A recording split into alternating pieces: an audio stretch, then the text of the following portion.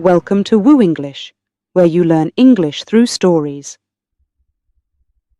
Today, we have a captivating story that's not only educational, but also unfolds a significant chapter in history. Before we dive into the narrative, remember, clear and simple sentences will guide our journey, making learning both enjoyable and effective. If you find this story helpful, please press the like button to reward us. It motivates us to bring more stories your way. Also, don't hesitate to write a comment sharing your thoughts or any questions you might have. Engaging with the story actively is a great way to enhance your learning experience. Now, let's begin our story. Chapter 1. Early Life. In the small town of Braunau am Inn, Austria, on a cold day in April 1889, a child was born into the family of Alois and Clara Hitler. This child, named Adolf, was the fourth of 6 siblings, but only he and his sister Paula would survive to adulthood. The early years of Adolf's life were marked by the simplicity and challenges of a modest family living in a border town. Alois, Adolf's father, was a customs officer, a job that provided a stable but modest income. He was a strict man, demanding obedience and respect from everyone around him, including his family. Clara, Adolf's mother, was kind and caring, a soft presence in the rigid atmosphere created by Alois. Adolf's relationship with his father was complicated. He often found himself at odds with Alois's strict rules and expectations. In contrast, he shared a close and affectionate bond with his mother, who was always there to offer comfort and understanding. As Adolf grew, he attended the local school where he was just another face among the many children of the town. He was neither an outstanding student, nor one who struggled greatly. He was average in many ways. However, even from a young age, Adolf showed a keen interest in art and history, subjects that allowed him to escape into worlds far beyond his small hometown.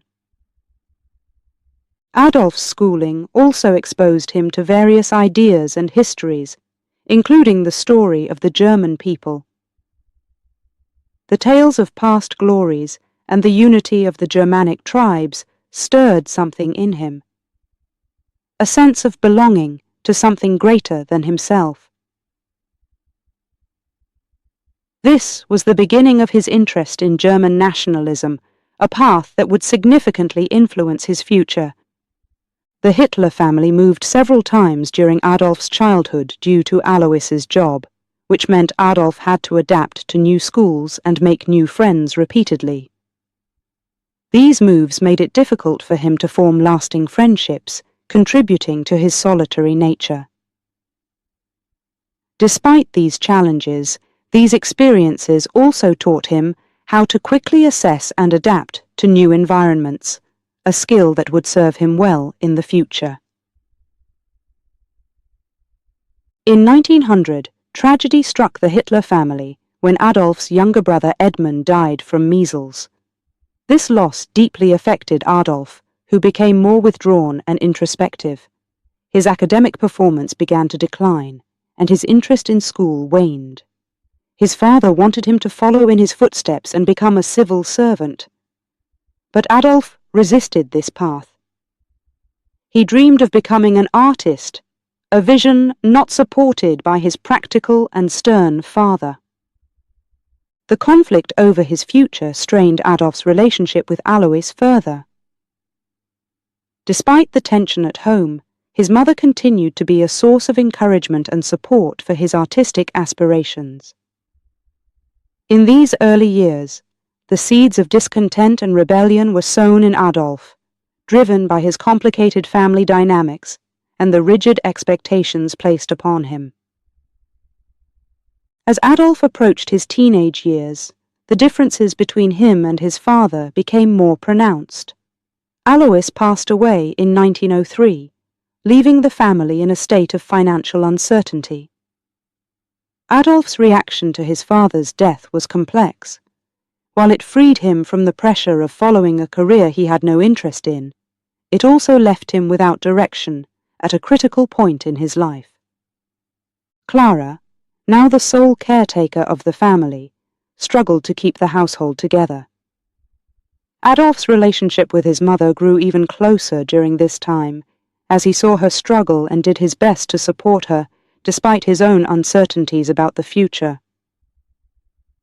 Adolf continued his schooling, but with little enthusiasm. His dream of attending the Academy of Fine Arts Vienna became his focus, a goal that he believed would lead him to the future he desired. However, life had a different path in store for him, one that would take him far from the aspirations of a young boy in a small Austrian town. Chapter 2. Vienna and Munich. In the early 1900s, a young Adolf Hitler left his hometown, seeking a new life in the bustling city of Vienna. Dreaming of becoming an artist, he carried with him little more than his aspirations and a deep desire to succeed. Vienna, with its grand buildings and vibrant culture, seemed like the perfect place to start afresh. However, the city was also a place of stiff competition and challenging realities, especially for a newcomer like Adolf. Upon his arrival, Adolf was filled with optimism.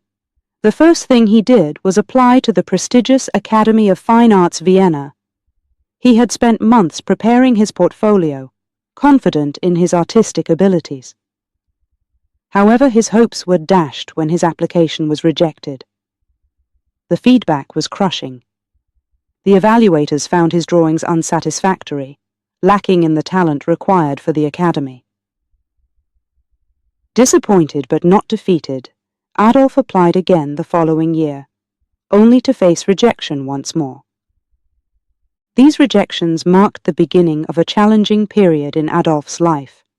With his dreams of becoming an artist fading, he found himself struggling to make ends meet.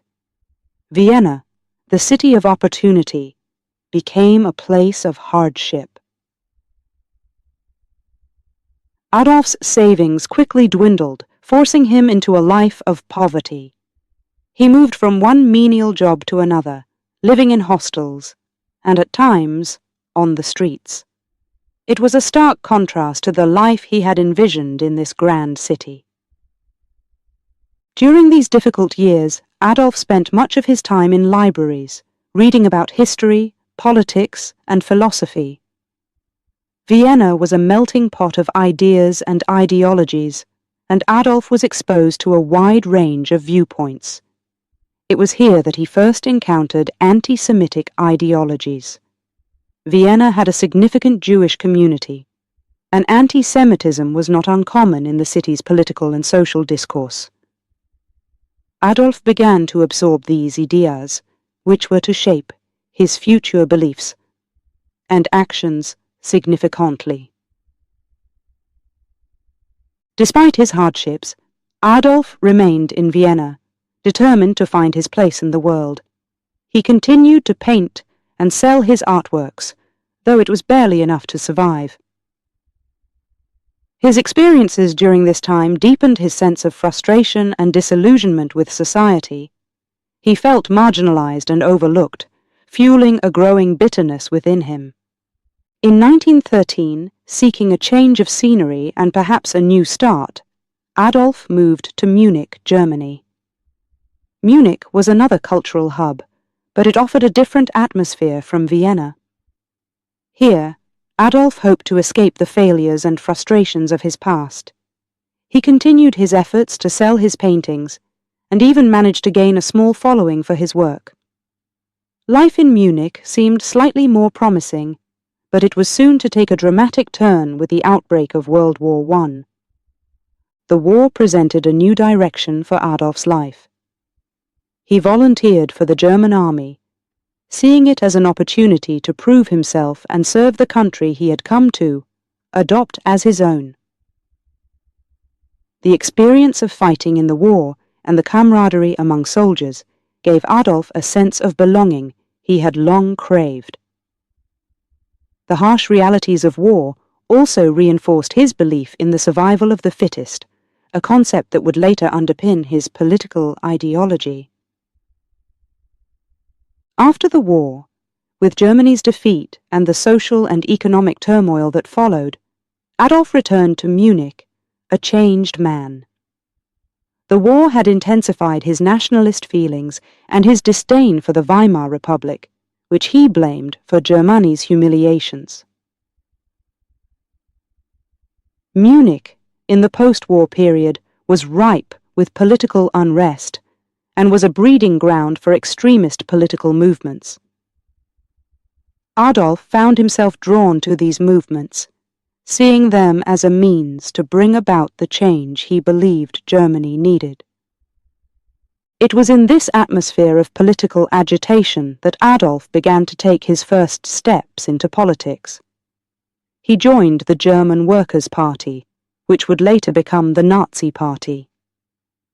His skills as an orator and his radical ideas quickly made him a prominent figure within the party. The disappointments and struggles of his years in Vienna and Munich had set the stage for Adolf's rise to power. They had shaped a man who was determined, at any cost, to leave his mark on Germany and the world. Adolf's time in Vienna and Munich was a period of significant transformation. From a struggling artist to a soldier, and then a budding politician, these years were marked by personal hardships, ideological formation, and the first steps toward a future that would have a profound impact on history. While Adolf's early encounters with failure and his subsequent radicalization are parts of a complex and controversial legacy, they offer important lessons on the impact of social and political environments on individual beliefs and actions. Chapter 3: World War I and its Impact. As the early 20th century unfolded, Europe found itself on the brink of a monumental conflict. In 1914, the assassination of Archduke Franz Ferdinand of Austria set off a chain reaction, leading to the outbreak of World War I. Nations were drawn into the conflict, including Germany, which mobilized its forces for what many thought would be a short war. Among the many young men who volunteered for the German army was Adolf Hitler, a failed artist and a man in search of purpose. For Adolf, joining the army was more than a patriotic duty. It was a chance to find belonging and direction. He was assigned to a Bavarian regiment, where he served on the Western Front. The war was unlike anything the world had seen, marked by trench warfare, gas attacks, and immense loss of life. Adolf experienced the harsh realities of war firsthand, surviving battles that claimed the lives of millions. Despite the dangers, Adolf proved to be a dedicated soldier. He was awarded the Iron Cross, Second Class, for bravery in battle, followed by the Iron Cross, First Class, an honor rarely given to a foot soldier. These awards were a source of great pride for Adolf, and affirmed his belief in his own destiny.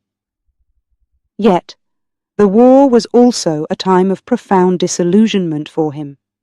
He witnessed the collapse of camaraderie and the devastating impact of modern warfare on the human spirit. As the war dragged on, the initial enthusiasm that many soldiers felt turned to despair. The promise of a quick victory faded, replaced by the grim reality of a world at war. Adolf, like many others, was caught in the grinding machine of conflict, enduring the mud, the blood, and the endless artillery barrages. The end of the war in 1918 came not as a glorious finale, but as a bitter defeat for Germany. The Treaty of Versailles, signed in 1919, imposed harsh penalties on the country, including significant territorial losses, military restrictions, and the obligation to pay reparations. The treaty was a shock to the German people, who felt betrayed by their leaders and humiliated by the international community. For Adolf, The war's end and the treaty's terms were a personal and national humiliation. He believed that Germany had been stabbed in the back by its own politicians, Jews, and communists, a narrative that was gaining traction among many Germans. The defeat and the subsequent treaty fueled his anger and resentment, sharpening his political beliefs. In the chaotic post-war years, Germany was a nation in turmoil. Political unrest, economic instability, and social upheaval created a fertile ground for radical ideologies to take root. Adolf found himself drawn into this tumultuous landscape, his experiences in the war and his disillusionment with the treaty guiding his path towards politics. Adolf's transition from soldier to political activist was marked by his determination to change the fate of his country. He joined the German Workers' Party, which later became the National Socialist German Workers' Party, or Nazi Party. His skills as an orator and his fervent nationalist message resonated with many who were disillusioned with the status quo. The impact of World War I on Adolf and on Germany was profound. The war had transformed a struggling artist into a decorated veteran with a mission to restore Germany's pride and power. The Treaty of Versailles, with its harsh terms, served as a constant reminder of the country's defeat and humiliation, fueling Adolf's ambitions and setting the stage for the rise of the Nazi Party. Adolf's experiences in World War I and the aftermath of the Treaty of Versailles were pivotal in shaping his worldview and political aspirations. The war had offered him a sense of purpose and belonging, while the post-war period provided the disillusionment and anger that would drive his political agenda. These years were a crucible, forging a leader who would leave an indelible mark on history. As we reflect on this chapter of Adolf's life, it is important to understand the context in which his ideas and beliefs were formed. The impact of World War I and the Treaty of Versailles on Germany cannot be overstated, as they contributed to the economic, political, and social conditions that allowed extremist ideologies to flourish. Adolf's story is a reminder of the consequences of war and the importance of addressing the underlying issues that lead to conflict and division. Chapter 4. A New Beginning in Politics. After the turmoil and despair of World War I, Adolf Hitler found himself in a Germany that was hardly recognizable. The once proud nation was now grappling with the harsh realities imposed by the Treaty of Versailles. It was during this time of national uncertainty and personal disillusionment that Adolf began to find a new purpose in the realm of politics. In 1919, Adolf's interest in politics led him to attend a meeting of the German Workers' Party, DAP, a small political group in Munich that shared his nationalist and anti-communist views. At first, he was just another member of the audience, but his fervent speech on a debated topic caught the attention of the party's leaders. They saw in him a powerful speaker who could articulate the anger and frustration felt by many Germans. Adolf was quickly invited to join the party, and he accepted, seeing it as a platform to further his ideas and influence. Adolf's involvement with the DAP marked the beginning of his political career. He was an active and passionate member, using his skills as an orator to attract new members and spread the party's message. His speeches, which combined fiery rhetoric with a call for national revival, resonated with many who were disillusioned with the current state of affairs in Germany. As Adolf became more involved in the party, he began to shape its direction and policies. He advocated for a name change to reflect a broader nationalist and socialist agenda, leading to the formation of the National Socialist German Workers' Party, or NSDAP, commonly known as the Nazi Party.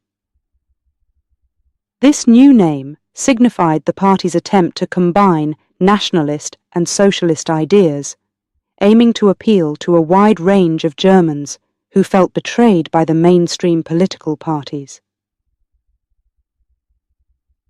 Under Adolf's influence, the Nazi Party adopted the swastika as its emblem, a symbol intended to represent the Aryan identity and German nationalist pride. He also helped to formulate the party's 25-point program, which outlined its ideology and political goals. These included the unification of all Germans in a Greater Germany, the rejection of the Treaty of Versailles, and the exclusion of Jews from German society. Adolf's role in the Nazi Party quickly grew from a skilled speaker to its undisputed leader. He demanded absolute loyalty from party members and established a paramilitary wing, the Sturmabteilung SA, to protect party meetings and intimidate opponents. His leadership style was autocratic, but it was effective in consolidating power and control within the party. The early 1920s were a period of significant growth for the Nazi Party, largely due to Adolf's leadership and charisma. He travelled across Germany, holding rallies and giving speeches that drew large crowds. His ability to connect with people's emotions and articulate their frustrations made him a popular figure among those who felt marginalized by the political and economic situation in Germany. However, Adolf's ambitions extended beyond leading a political party.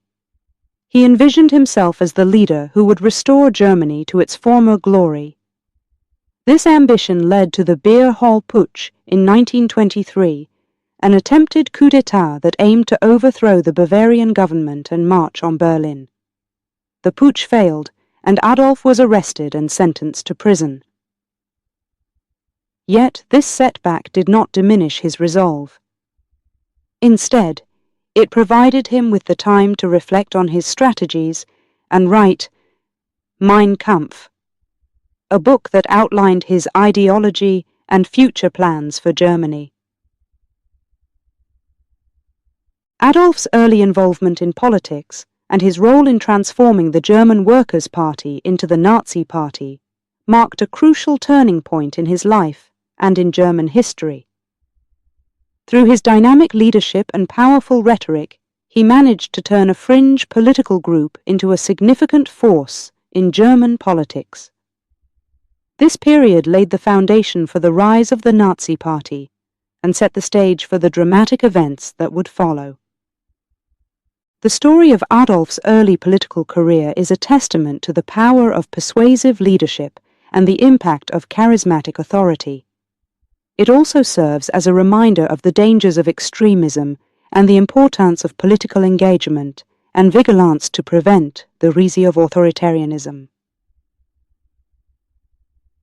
As we reflect on this chapter, we are reminded of the complexities of history and the profound consequences of individual actions on the course of events.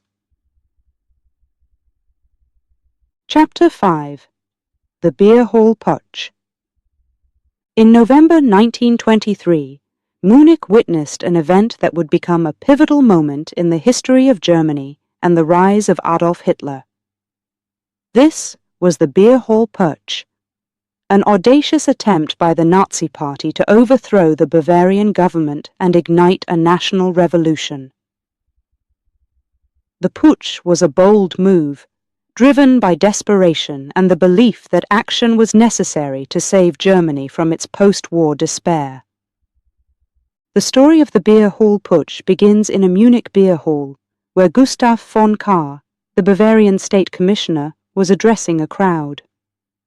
Adolf Hitler, along with his followers from the Nazi Party and the paramilitary SA, saw an opportunity to launch their coup.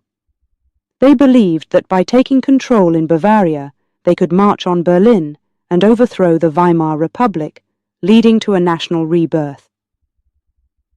On the evening of November 8, 1923, Adolf and his associates, including Ernst Röhm and Hermann Göring, burst into the beer hall.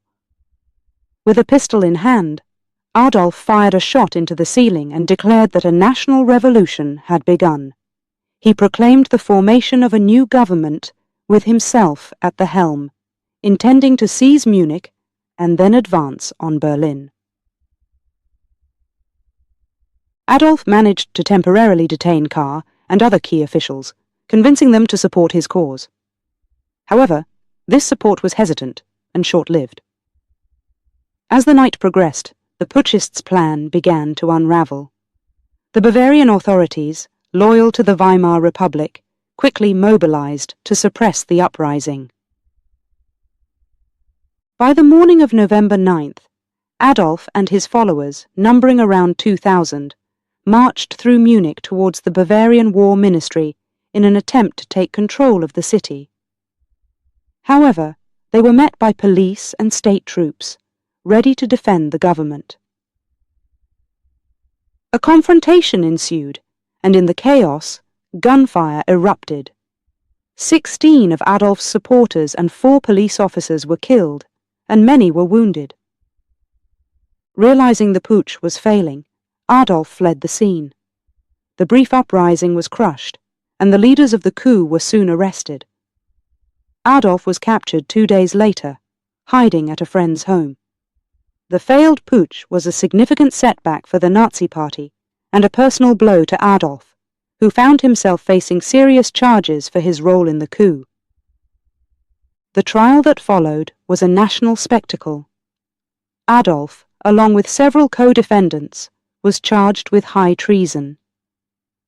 However, he used the courtroom as a stage to broadcast his views, portraying himself as a patriot trying to save the nation. Surprisingly, the trial gained him sympathy in some quarters and increased his visibility across Germany. In April 1924, Adolf was sentenced to 5 years in Landsberg prison, a relatively lenient punishment given the seriousness of the charges. His time in prison was far from harsh.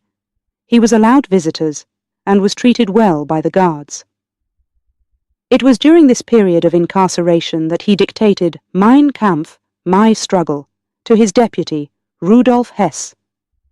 The book laid out his ideology, including his views on race, nationalism, and his plans for Germany's future. The beer hall putsch and the subsequent trial had far-reaching consequences for Adolf Hitler and the Nazi Party. Although the putsch was a failure, it marked a turning point. It was a moment that brought Adolf into the national spotlight, providing him with a platform to spread his message. The events also taught him that power could not be seized through violent overthrow. Instead, it had to be achieved through legal means, by winning the support of the German people. Adolf's imprisonment was short-lived. He was released in December 1924 after serving less than 9 months due to good behavior and political pressure. The experience of the putsch and his time in prison helped to solidify his control over the Nazi Party and refined his strategy for gaining power. The beer hall putsch stands as a testament to the volatility of the early Weimar Republic and the lengths to which Adolf Hitler was willing to go in his quest for power. It serves as a reminder of the dangers of extremism and the importance of democratic institutions in preventing the rise of authoritarian leaders. Chapter 6. Mein Kampf. In the quiet confines of Landsberg prison, following the tumultuous beer hall putsch, Adolf Hitler found himself with time to reflect on his failed coup and the future direction of his political ambitions. It was here, in a small cell, that he began dictating a book that would come to be known as Mein Kampf, or My Struggle. This book, written with the assistance of Rudolf Hess, was not just a memoir of Adolf's experiences, but a manifesto outlining his ideology and plans for Germany's future. Mein Kampf is divided into 2 volumes. The first volume, penned during Adolf's imprisonment in 1924, recounts his early years, his participation in World War I, and the founding of the Nazi Party. More significantly, it delves into the themes and beliefs that would become the foundation of Nazi ideology. The second volume, written after his release, focuses on the political strategy he planned to employ to gain power legally. The themes explored in Mein Kampf are broad and disturbing. Adolf articulates his belief in the superiority of the Aryan race and the need for Lebensraum, or living space, for the German people. He vehemently expresses his anti-Semitic views, blaming Jews for many of the world's problems, including the defeat of Germany in World War I. Additionally, he criticizes the Treaty of Versailles, communism, and the Weimar Republic, presenting himself as the only leader capable of restoring Germany's former glory. Despite its hateful ideology, Mein Kampf provides insight into Adolf's ability to manipulate nationalist sentiment, historical grievances, and economic insecurities to his advantage. He was skilled at identifying the fears and frustrations of the German people and presenting his vision as the solution to their problems. The impact of Mein Kampf on Adolf's rise to power is complex. Initially, the book was not a bestseller, and many of its ideas were not new but reflected wider currents in German society at the time. However, as the Nazi Party grew in popularity, so did the book's significance. It became a tool for indoctrination, with the government eventually making it a mandatory gift for newlyweds and soldiers. By the time Adolf became Chancellor of Germany in 1933, Mein Kampf had laid much of the ideological groundwork for the Nazi regime. The publication of Mein Kampf also marked a turning point in Adolf's political strategy. Having learned from the failure of the beer hall putsch, he realized that power could not be seized through violence alone. Instead, he sought to gain it through manipulation of the democratic process, using his writing to spread his ideology and attract followers to his cause. Mein Kampf remains a controversial and painful symbol of Nazi Germany's brutal legacy. Its themes of racial purity, nationalistic fervor, and anti-Semitism were not merely abstract ideas but would be translated into deadly policy during the Third Reich. The book's publication and subsequent popularity highlight the danger of extremist ideologies and the importance of vigilance in preserving democratic values. In reflecting on Mein Kampf, it is crucial to understand the context in which it was written and the role it played in Adolf Hitler's ascent to power. It serves as a reminder of the power of words to inspire, but also to incite hatred and violence. The lessons from this period in history underscore the need for critical thinking and the rejection of ideologies that seek to divide and dehumanize. Chapter 7. The Path to Power. In the late 1920s and early 1930s, Germany was a country in turmoil. The joy of recovering from the aftermath of World War I was short-lived, as the nation plunged into economic despair during the Great Depression.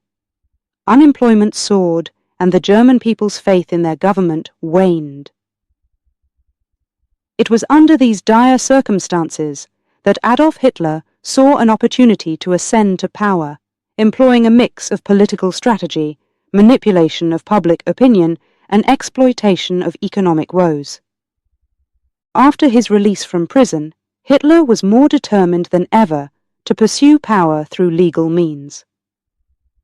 The Nazi Party, under his leadership, began to meticulously organize and expand its reach across Germany.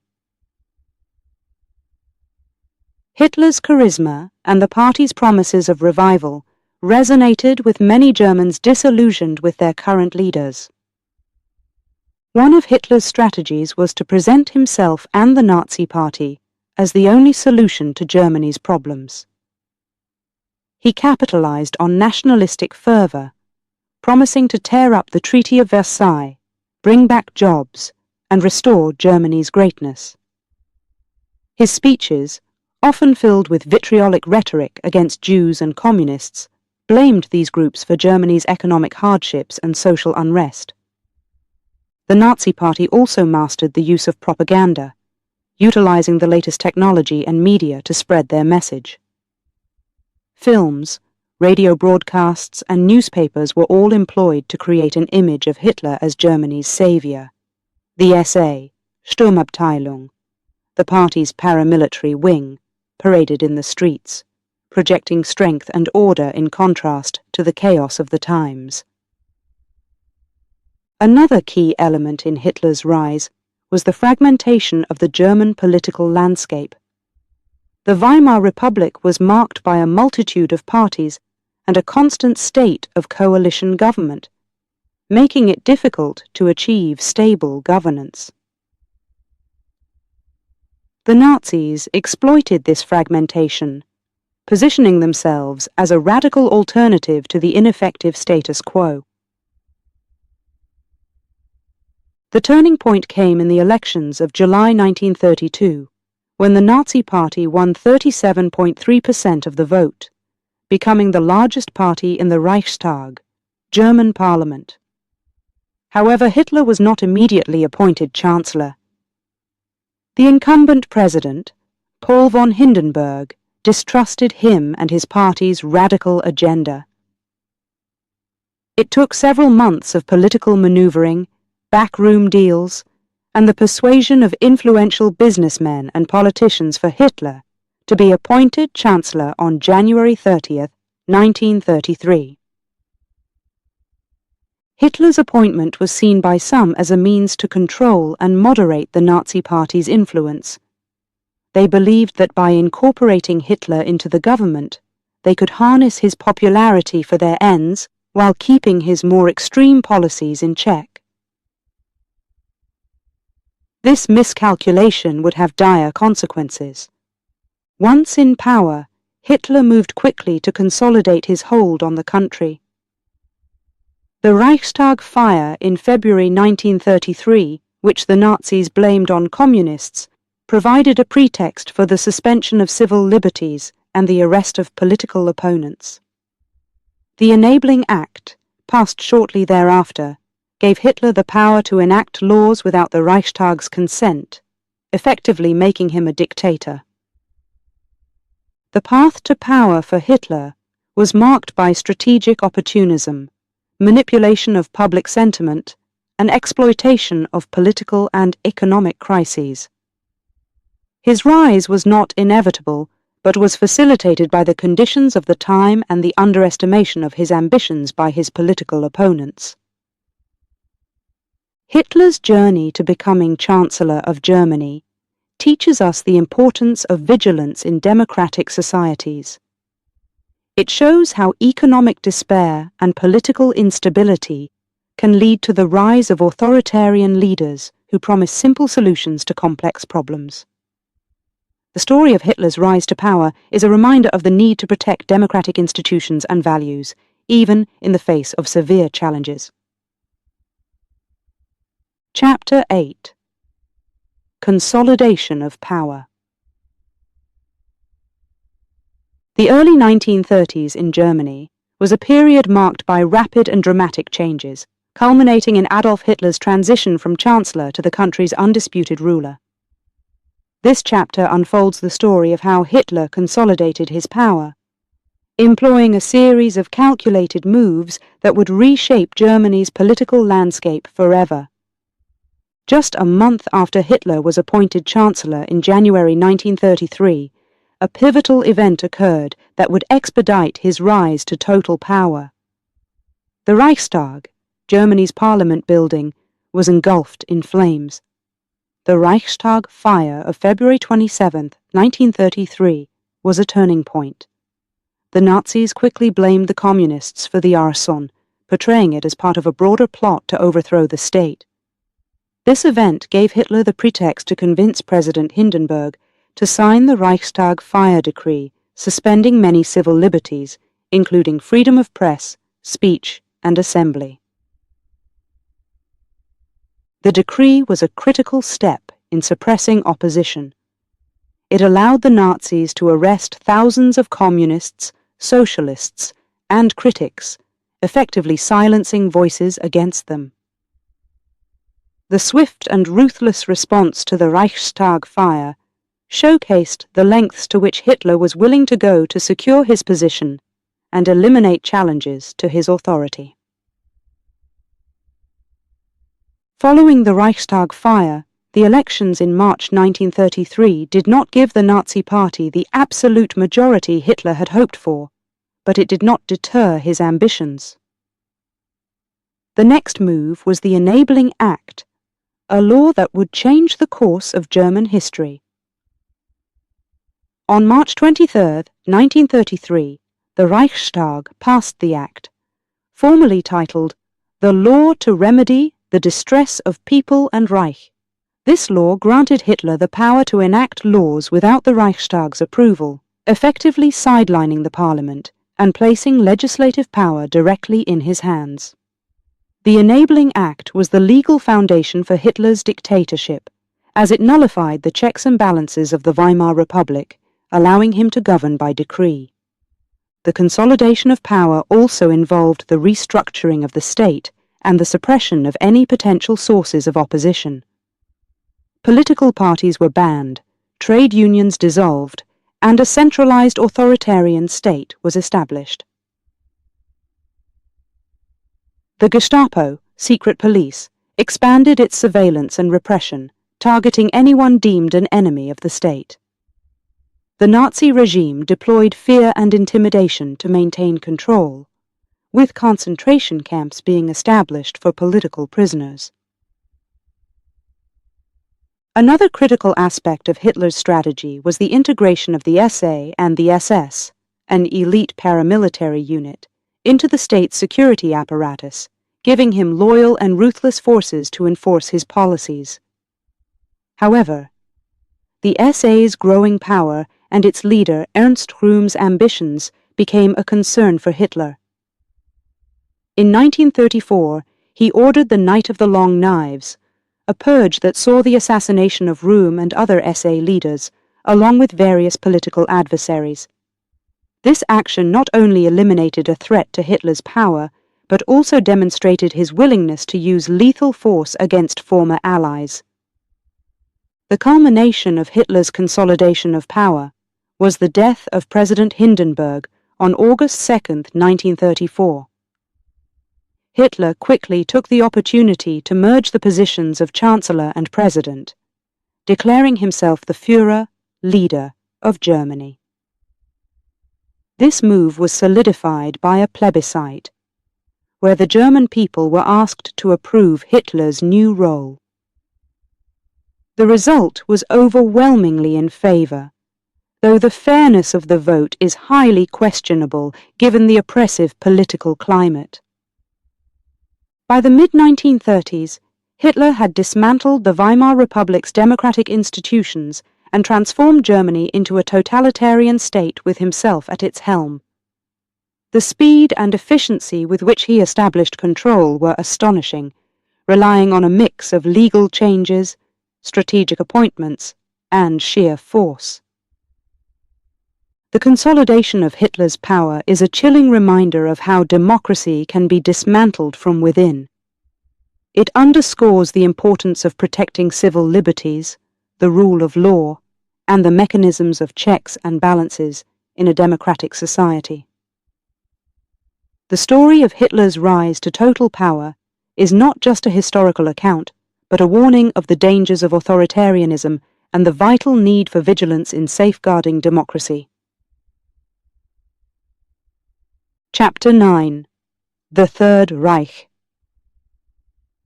With Adolf Hitler's rise to absolute power, Germany entered a new era, marked by profound changes that would leave a lasting impact on the world. This period, known as the Third Reich, was characterized by the transformation of German society, economy and governance, underpinned by the totalitarian principles of the Nazi regime. At the heart of the Third Reich was the concept of a national community, where individual interests were subordinate to the perceived needs of the German people. This idea led to significant changes in German society, as the Nazi regime sought to unify the nation under its ideology. The regime promoted values such as loyalty, duty, and obedience, while suppressing any form of dissent or opposition. Education and youth were particularly targeted for indoctrination. Schools were overhauled to teach Nazi values, emphasizing racial theories and German history that glorified the nation's past and Hitler's role in its future. The Hitler Youth and the League of German Girls became the primary means for engaging the young, instilling them with the regime's ideals and preparing them for their roles in the national community. The Nazis also sought to control and influence culture and the arts, which were viewed as vital tools for shaping public opinion and promoting their worldview. Books deemed incompatible with Nazi ideals were banned and burned, while art, music, and theatre were regulated to ensure they conveyed the approved messages. Radio became a powerful instrument of propaganda, with Hitler's speeches and Nazi-themed programs dominating the airwaves. Economically, the Third Reich implemented policies aimed at ending the unemployment crisis and revitalizing Germany's economy. Through massive public works programs, such as the construction of the Autobahn and rearmament, significant strides were made in reducing joblessness. However, these measures also served a dual purpose, preparing Germany for war. The regime's economic policies were intricately linked with its military ambitions, leading to increased state control over industry and the militarization of the economy. One of the darkest aspects of the Third Reich was its racial ideology. The Nazis pursued a relentless campaign of racial purification, targeting Jews, Romani people, the disabled, and others deemed undesirable. Discriminatory laws, such as the Nuremberg Laws of 1935, institutionalized racial discrimination and laid the groundwork for the Holocaust.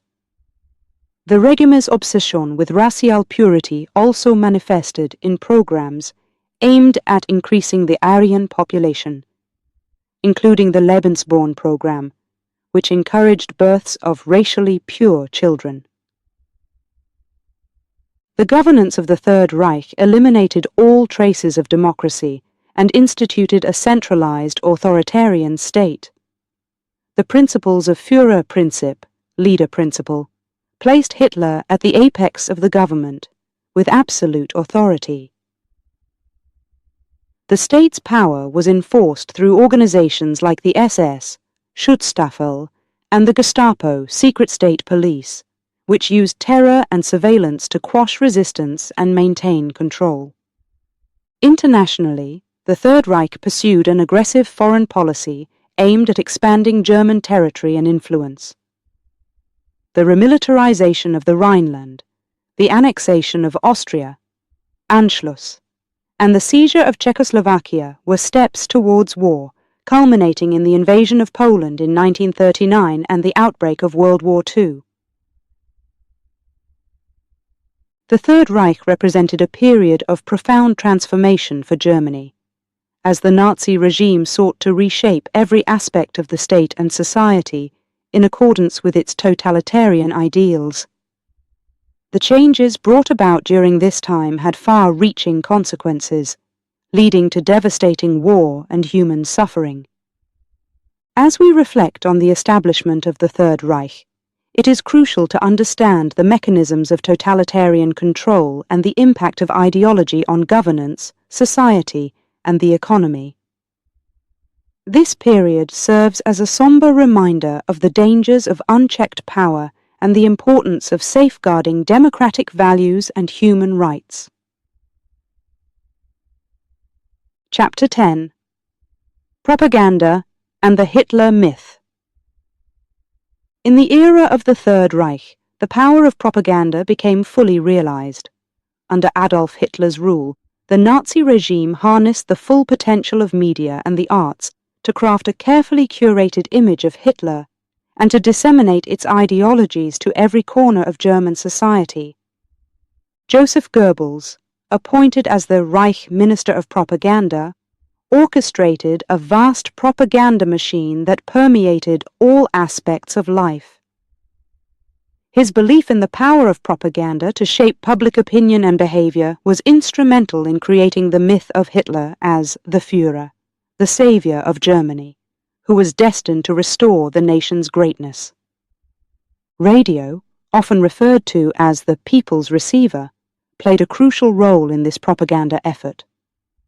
Affordable radios were made available to ensure that every German household could listen to broadcasts, which included Hitler's speeches, patriotic music, and programs that glorified the Nazi ideology. These broadcasts painted a picture of a united and strong Germany under Hitler's leadership, rallying the public around the regime's goals. The film industry was another tool in the regime's propaganda arsenal. Movies produced during this time not only entertained but also carried messages that promoted the Nazi worldview. They depicted idealized visions of German life, glorified the regime's achievements, and disseminated anti-Semitic and anti-communist narratives. The annual Nuremberg rallies were grand spectacles, filmed and widely shown to demonstrate the might and unity of the Nazi movement.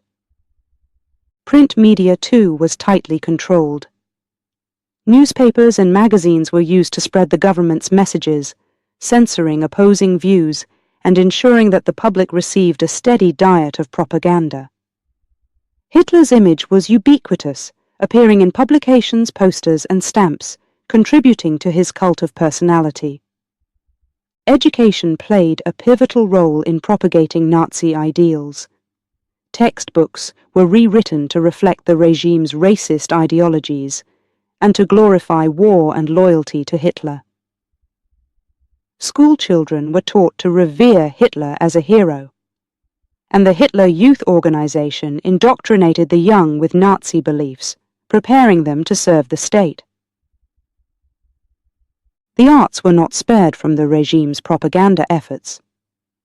Art was used to convey the Nazi ideals of racial purity and national strength, with artists encouraged to produce works that celebrated these themes. Meanwhile, degenerate art, which included modern, abstract, and non-Aryan works, was condemned and removed from galleries. This pervasive use of propaganda was aimed not just at promoting Nazi ideologies, but at creating the Hitler myth, an image of Hitler as an infallible leader, deeply connected with and beloved by the German people.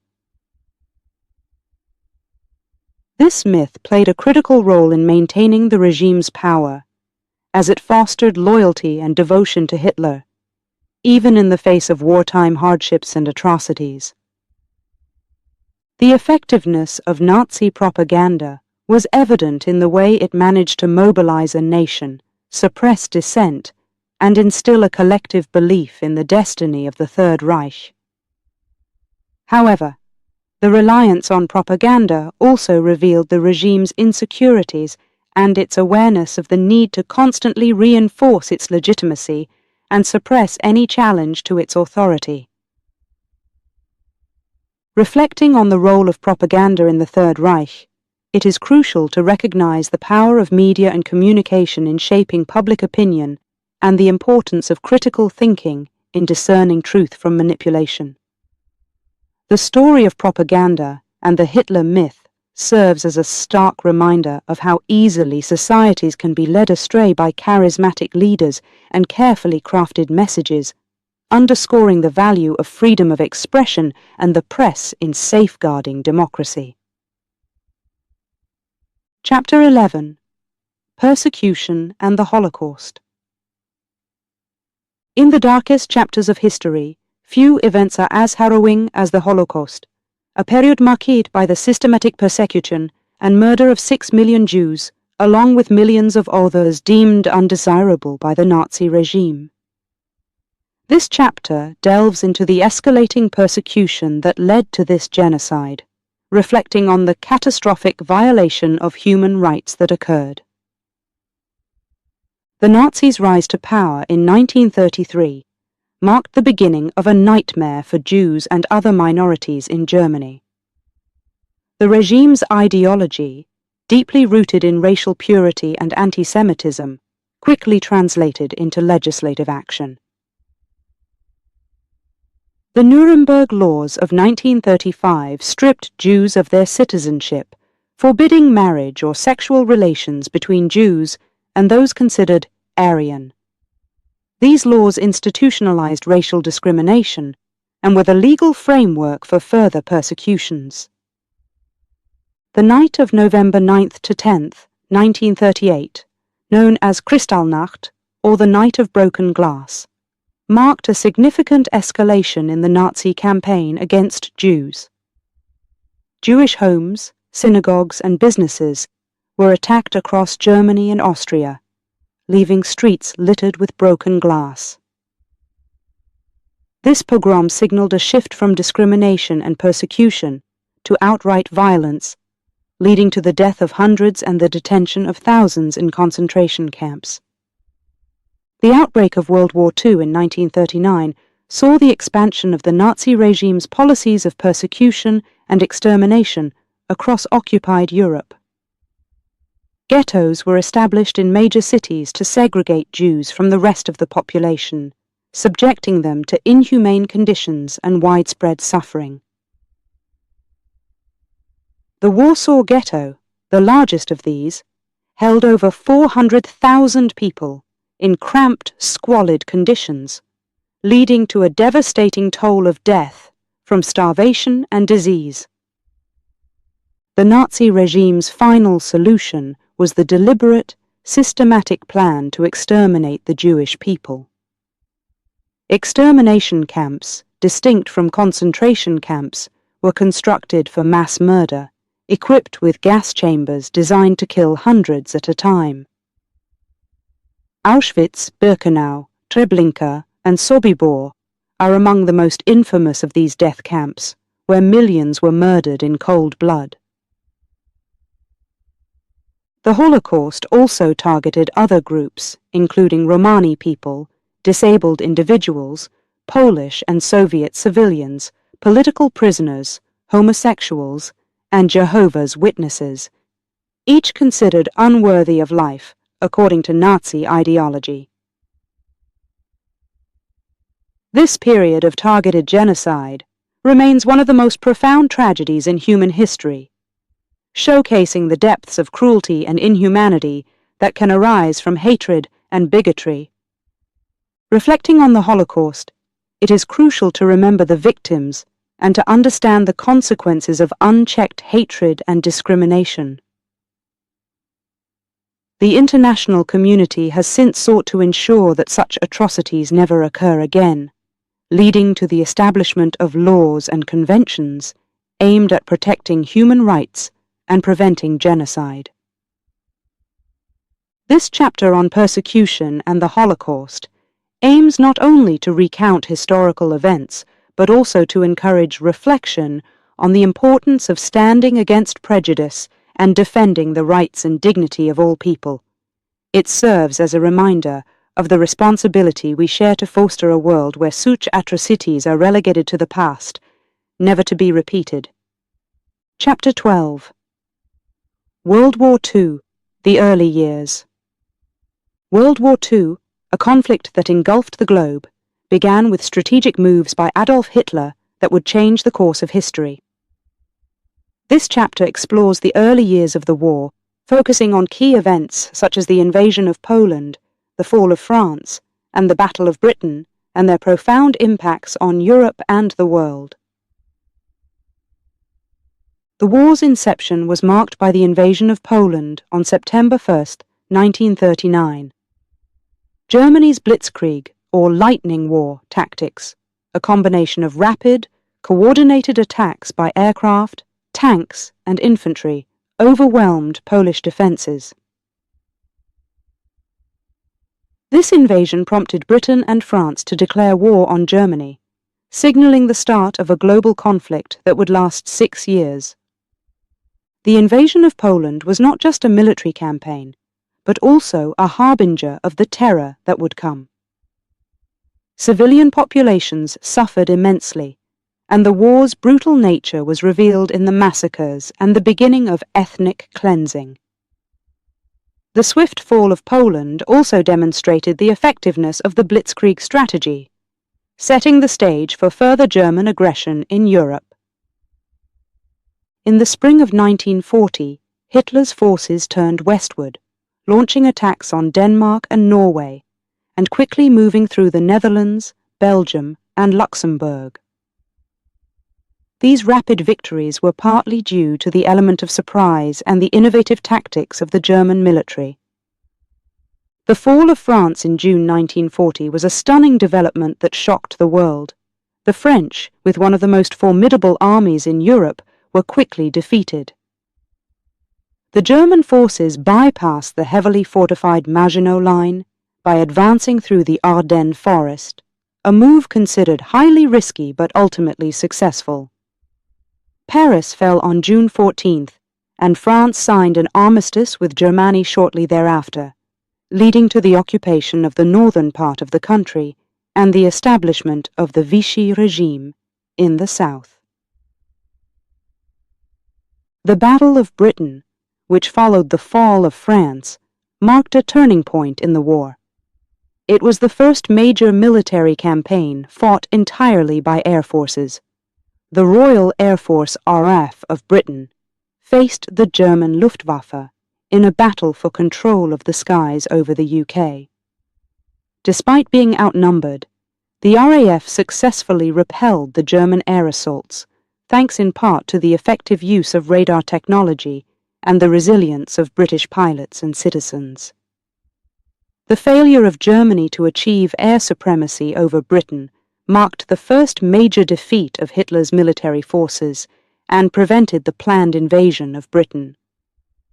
The early years of World War II were characterized by rapid changes in the balance of power in Europe. The Blitzkrieg tactics allowed Germany to achieve significant territorial gains in a short period. However, the resistance faced during the Battle of Britain showcased the limits of German military might and the determination of the Allies to defend their freedom. These events had profound impacts on Europe. Countries under German occupation experienced harsh rule, with widespread repression, forced labor, and the persecution of Jews and other minorities intensifying. The fall of France and the Battle of Britain also had significant psychological effects, demoralizing some while galvanizing others to resist the Nazi regime. Reflecting on the early years of World War II, it is crucial to understand the human cost of the conflict and the resilience of those who fought for freedom against tyranny. These events remind us of the importance of preparedness, unity, and the defense of democratic values in the face of aggression. Chapter 13. The War Expands. As World War II progressed, the conflict reached new heights of destruction and scope, transforming into a truly global war.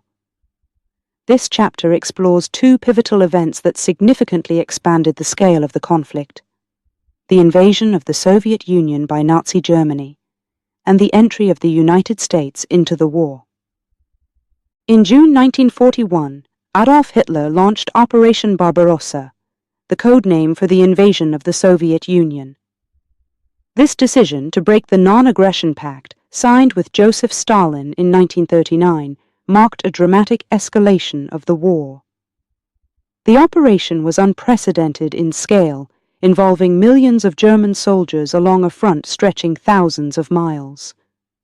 The initial success of the German forces was staggering, as they rapidly advanced deep into Soviet territory, capturing millions of prisoners and inflicting severe losses on the Red Army.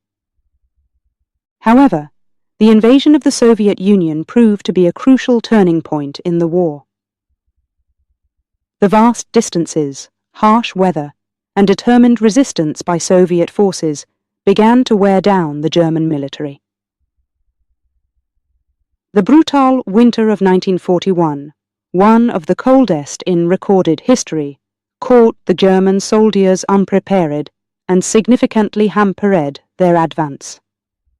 The siege of cities, like Leningrad, and the battle for Moscow tested the limits of human endurance and military capability. The entry of the United States into World War II followed another landmark event, the attack on Pearl Harbor by Japan on December 7, 1941.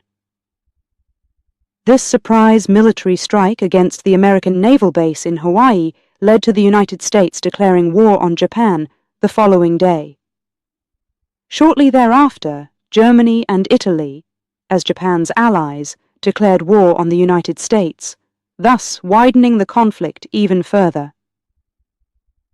The involvement of the United States brought immense industrial and military resources to the Allied cause. American production capacity, combined with the mobilization of millions of soldiers, began to tip the balance of the war. The Lend-Lease Act, which allowed the United States to supply military aid to its allies, had already been providing crucial support to Britain and the Soviet Union, bolstering their defenses against the Axis powers. The expansion of World War II had profound implications.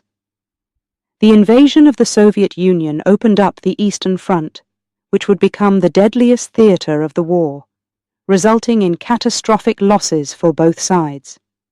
It also solidified the Soviet Union's role as a key member of the Allied powers, setting the stage for the post-war geopolitical landscape. The entry of the United States into the war marked a turning point in the Allied powers' favor, significantly boosting their military and economic strength. The American commitment to the war effort, symbolized by the rallying cry, "Remember Pearl Harbor," united the nation in a common cause. The subsequent battles in the Pacific and the eventual opening of a second front in Europe in 1944 would be decisive in the defeat of the Axis powers. The expansion of World War II illustrates the unpredictable nature of conflict and the ways in which the ambitions of totalitarian leaders can lead to widespread suffering. It also highlights the resilience of nations and peoples in the face of aggression and their capacity for unity when defending fundamental freedoms. Reflecting on this period of expansion in the war, it is essential to recognize the sacrifices made by countless individuals who fought for a better world, and to understand the importance of international cooperation in preventing such conflicts in the future. Chapter 14. The Turning Point. World War II, a conflict that stretched across the globe, reached pivotal moments that marked the beginning of the end for the Axis powers. This chapter delves into two of the most significant events, the Battle of Stalingrad and the Allied invasion of Normandy, both of which were turning points in the war. The Battle of Stalingrad, which lasted from August 1942 to February 1943, was one of the deadliest battles in history. It was not just a military engagement, but a symbol of resistance against Nazi Germany. The city of Stalingrad, now Volgograd, became the stage for a brutal confrontation between the German and Soviet forces. The battle began with the German army advancing into the Soviet Union under Operation Barbarossa, aiming to secure oil fields in the Caucasus and cut off the Volga River as a transportation route. The fighting in Stalingrad was fierce and relentless. The city was reduced to rubble, but the Soviet Red Army, led by General Vasily Chuikov, mounted a heroic defense, fighting for every street and ruin. The turning point came when the Soviets launched Operation Uranus in November 1942, encircling the German Sixth Army. Cut off, and without sufficient supplies, the German forces in Stalingrad were left to face a harsh winter and constant Soviet attacks. In February 1943, the remnants of the Sixth Army surrendered. The defeat at Stalingrad was a devastating blow to Hitler's ambitions in the East and marked the beginning of the German retreat from the Soviet Union. The Allied invasion of Normandy, known as D-Day, on June 6, 1944, was another critical turning point. This massive amphibious assault was the largest seaborne invasion in history and marked the beginning of the liberation of Western Europe from Nazi occupation. The operation involved over 1 million Allied soldiers from the United States, Britain, Canada, and other nations. They landed on 5 beachheads in Normandy, facing formidable German defences. The planning and execution of the Normandy invasion were remarkable feats of military strategy. The Allies used deception techniques to mislead the Germans about the invasion location, ensuring the element of surprise. Despite rough seas and strong German fortifications, the Allied forces secured the beaches and began pushing inland. The Battle of Normandy, which followed the landings, saw fierce fighting in the French countryside. The liberation of Paris in August 1944 was a symbolic victory that boosted Allied morale and marked the decline of Nazi control in Western Europe. The battles of Stalingrad and Normandy were more than military victories.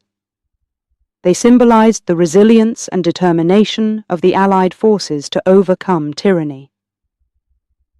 The sacrifice and bravery of the soldiers who fought in these battles are remembered as testaments to the human spirit's capacity to confront and defeat oppression. These turning points in World War II not only shifted the balance of power, but also demonstrated the importance of unity and collaboration among nations fighting for a common cause. The lessons learned from these pivotal moments continue to resonate, reminding us of the cost of war and the value of peace and freedom. Reflecting on the significance of the Battle of Stalingrad and the Allied invasion of Normandy, we are reminded of the complexities of warfare and the transformative power of collective action in the face of adversity. These events mark not only strategic victories, but also milestones in the quest for a world where liberty and justice can prevail over tyranny and oppression. Chapter 15. The Fall of the Third Reich. The final chapter of World War II in Europe tells the story of the collapse of Nazi Germany, a period marked by intense battles, strategic retreats, and the ultimate downfall of one of history's most tyrannical regimes. This chapter explores the events leading to the fall of the Third Reich, focusing on the last battles and the final days of Adolf Hitler. As 1945 dawned, the Third Reich was crumbling under the weight of the advancing Allied forces. From the west, British and American troops pushed into German territory, while from the east, the Soviet Red Army advanced rapidly, determined to reach Berlin first. The Nazi war machine, once seemingly invincible, was now struggling to defend its own borders. The Battle of the Bulge, Hitler's last major offensive in the West, ended in failure for Germany. The Allies overcame the surprise attack and pushed German forces back, further weakening their hold in Europe. Meanwhile, the Soviet Union launched the Vistula-Oder offensive, liberating much of Poland and making a swift advance toward Germany. The fall of Berlin was the final blow to the Nazi regime. In April 1945, the Soviet army encircled the city, trapping the remaining German forces. The Battle of Berlin was fierce, with heavy casualties on both sides. The streets of the capital became battlegrounds, and the city suffered extensive destruction. Inside his bunker in Berlin, Hitler was a man facing the end. With the Allies closing in and his empire in ruins, he clung to unrealistic hopes of victory. The reality of defeat, however, was undeniable. On April 30, 1945, as Soviet troops fought their way through Berlin, Hitler took his own life, refusing to face the consequences of his actions. The news of Hitler's death spread quickly, signaling the imminent end of the war in Europe. On May 7, 1945, Germany offered an unconditional surrender to the Allies, which was formally accepted the following day, May 8th, celebrated as Victory in Europe Day, VE Day. The Third Reich, which Hitler had boasted would last 1,000 years, had fallen after just 12. The fall of Nazi Germany marked the end of World War II in Europe, but its impact extended far beyond the cessation of hostilities.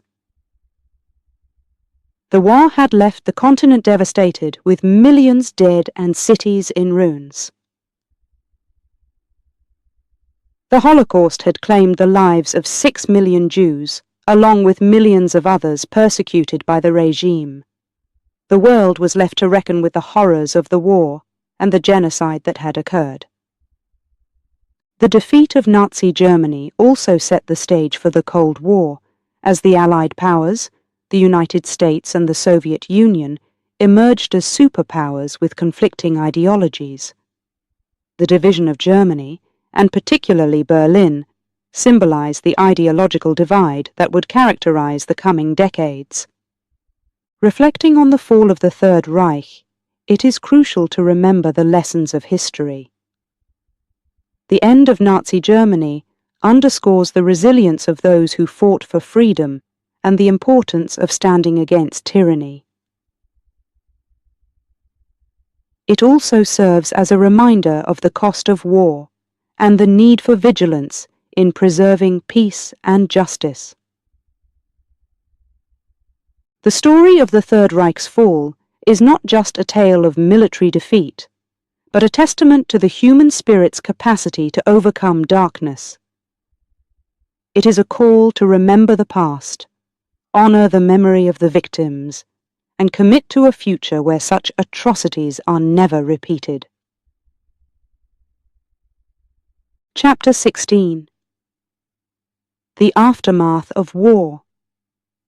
The end of World War II marked a turning point in global history, closing a dark chapter filled with destruction and opening a new era of rebuilding and reflection. The aftermath of the war was a time of reckoning, healing, and significant political shifts that would shape the world for decades to come. This chapter explores the consequences of the war, focusing on the Nuremberg trials, the division of Germany, and the broader impact on global politics. The Nuremberg trials were a series of military tribunals held after the war to bring Nazi war criminals to justice. Conducted in the city of Nuremberg, Germany, these trials were unprecedented in their scope and significance. For the first time in history, individuals were held legally responsible for crimes committed during war, including crimes against humanity, war crimes, and the genocide known as the Holocaust. High-ranking Nazi officials were tried, and the trials exposed the depth of the atrocities committed under the Third Reich. The Nuremberg trials were a landmark in the establishment of international law, setting precedents for handling war crimes and crimes against humanity. The aftermath of the war also led to the division of Germany, a nation at the heart of the conflict. Germany was divided into 4 occupation zones, controlled by the United States, the Soviet Union, the United Kingdom, and France. This division laid the groundwork for the eventual split of Germany into 2 separate states in 1949. the Federal Republic of Germany, West Germany, aligned with the Western Allies, and the German Democratic Republic, East Germany, under Soviet influence. The division of Germany became a symbol of the Cold War, representing the ideological divide between the East and West that would dominate global politics for the next 4 decades. The impact of World War II on global politics was profound. The war led to the decline of European colonial empires and the rise of the United States and the Soviet Union as superpowers, setting the stage for the Cold War. The United Nations was established in 1945 with the goal of preventing future conflicts and fostering international cooperation. The war also prompted significant changes in international relations and the formation of new alliances, including the North Atlantic Treaty Organization, NATO, and the Warsaw Pact. The war's end brought about the need for reconstruction and reconciliation. Europe lay in ruins, with cities destroyed and millions displaced. The Marshall Plan, an American initiative, provided vital aid for the rebuilding of Western European countries, helping to restore economies and stabilize the region. In Asia, the reconstruction of Japan was overseen by the United States, leading to significant political and economic changes. The aftermath of World War II also forced a global reckoning with the horrors of the Holocaust. The genocide of 6 million Jews, along with millions of others persecuted by the Nazis, prompted reflections on human rights and the need for vigilance against hatred and intolerance. The phrase, "never again," became a call to remember the victims and prevent future genocides. Reflecting on the aftermath of World War II, it is clear that the war's end was not just a moment of victory, but the beginning of a complex process of rebuilding, justice, and reconciliation. The lessons of the war and its aftermath continue to influence international relations, legal principles, and our collective commitment to peace and human rights.